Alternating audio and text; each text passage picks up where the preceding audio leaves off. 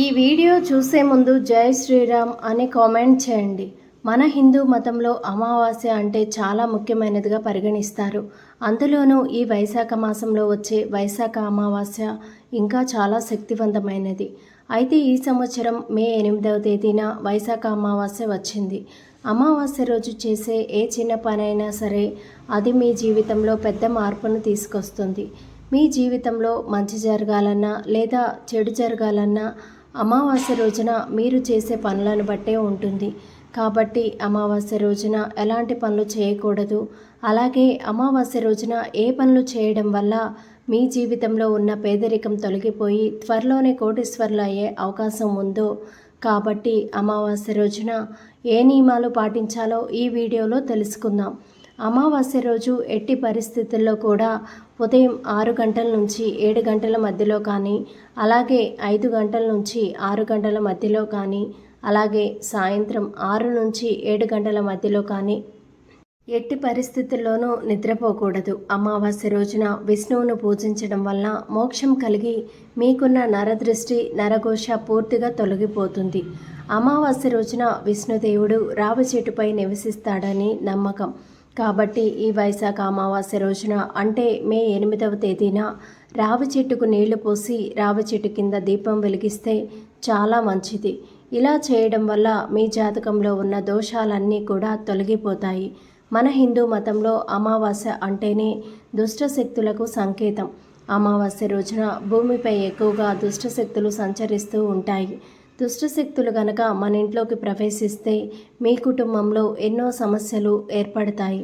అనారోగ్య సమస్యలు, ఆర్థిక కష్టాలు, ఇలా ఎన్నో సమస్యలు ఉంటే మీ ఇంట్లో ఖచ్చితంగా దుష్టశక్తులు ఉన్నట్లే. కాబట్టి అమావాస్య రోజున సాయంత్రం సమయంలో మీ గుమ్మానికి రావి ఆకులను కడితే మాత్రం మీ ఇంటికి ఏ దుష్టశక్తులు ప్రవేశించవు. అలాగే మీ ఇంట్లో ఉన్న నెగిటివ్ ఎనర్జీ మొత్తం తొలగిపోతుంది.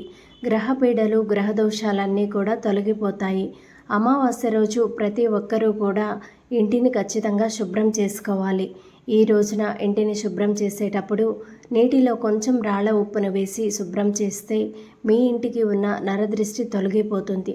ఎవరైతే అమావాస్య రోజున ఇంటిని తుడుచుకోరో వారి ఇంట్లో దరిద్ర దేవత నివసిస్తుంది. ముఖ్యంగా అమావాస్య రోజున పూజ గదిలో దేవుని పటాలను శుభ్రంగా తుడిచి గంధం రాసి కుంకుమ బొట్లు పెట్టాలి. అమావాస్య రోజున గాయత్రి మంత్రాన్ని జపిస్తే మాత్రం ఎంతో పుణ్యం కలుగుతుంది. అలాగే అమావాస్య రోజున బీరువా తలుపులను శుభ్రంగా తుడిచి బీరువా మీద గంధంతో స్వస్తి గుర్తు వేసి బీరువాలో లక్ష్మీదేవి ఫోటోను ఉంచుకోవాలి. ఇలా చేస్తే మీ బీరువాలో లక్ష్మీదేవి నివసిస్తుంది. అమావాస్య రోజున గోమాతకు ఆహారం తినిపిస్తే సకల దేవతల ఆశీర్వాదాలతో మీకున్న కష్టాలన్నీ కూడా తొలగిపోయి తరతరాలకు తరగని ఐశ్వర్యం లభిస్తుంది. అలాగే ఇంటి గుమ్మం ముందు శుభ్రం చేసుకొని కల్లాపు చల్లి ఉంచాలట. అమావాస్య రోజున ఇంటి ముందు ముగ్గు వేస్తే ఇంట్లోకి దుష్టశక్తులను ఆకర్షిస్తుందని కొన్ని ప్రాంతాల వారి నమ్మకం. కాబట్టి అమావాస్య రోజున ఇంటి ముందున ముగ్గు వేయకపోవడమే మంచిది. కొన్ని సాంప్రదాయాల ప్రకారం చాలామంది అమావాస్య రోజున లక్ష్మీదేవిని పూజిస్తారు. అమావాస్య రోజున లక్ష్మీదేవిని పూజిస్తే ఏ కష్టాలు ఉండవని నమ్మకం. అమావాస్య రోజున లక్ష్మీదేవిని పూజిస్తే మీరు ఎప్పటికైనా ధనవంతులు అయ్యే అవకాశం ఉందట. కాబట్టి అమావాస్య రోజున సాయంత్రం సమయంలో ఇంట్లో ఉన్న స్త్రీలు స్నానం చేసి మీ పూజ గదిలో ఉన్న లక్ష్మీదేవి ఫోటో ముందు ఒక తమలపాకు పెట్టి దాని మీద మట్టి ప్రమిదను ఉంచి 5 ఒత్తులతో దీపారాధన చేయాలి.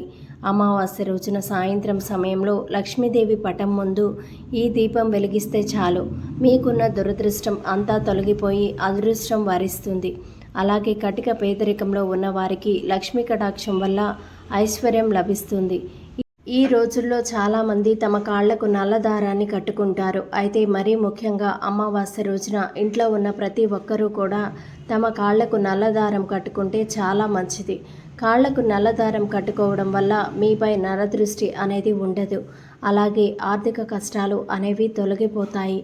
ఆడవాళ్ళు అయితే తమ ఎడమ కాలుకి నల్లదారాన్ని కట్టుకోవాలి. అదే మగవాళ్ళు అయితే తమ కుడి కాలుకు నల్లదారాన్ని కట్టుకోవాలి. ఇలా చేయడం వల్ల మీకున్న నరదృష్టి నరఘోష అనేది పూర్తిగా హిందూ మత విశ్వాసాల ప్రకారం అమావాస్య రోజున ప్రతి ఒక్కరూ తమ ఇంట్లోనే భోజనం తినాలి. బయట కానీ వేరొకరి ఇంట్లో కానీ అస్సలు భోజనం చేయకూడదు. అలాగే అమావాస్య రోజున తలకు నూనె రాసుకోకూడదు. ఎందుకంటే నూనె అనేది శనిదేవుడితో ముడిపడి ఉంటుంది. కాబట్టి అమావాస్య రోజున గడ్డం తీసుకోవడం, జుట్టు కత్తిరించుకోవడం వంటివి చేయకూడదు. ఇలా చేస్తే మీ ఇంటికి దరిద్రం అనే అమావాస్య రోజున ఇంట్లో ఉండే ప్రతి ఒక్కరూ కూడా తప్పకుండా తలస్నానం చేయాలి. ఈ రోజున తలస్నానం అనేది చేయకపోతే దరిద్రానికి దారి తీస్తుంది అని శాస్త్రాలు చెబుతున్నాయి. కనుక ప్రతి ఒక్కరూ కూడా అమావాస్య రోజున తలస్నానం చేయడం మంచిది. అంటే తలకి షాంపూ పెట్టుకోకూడదు.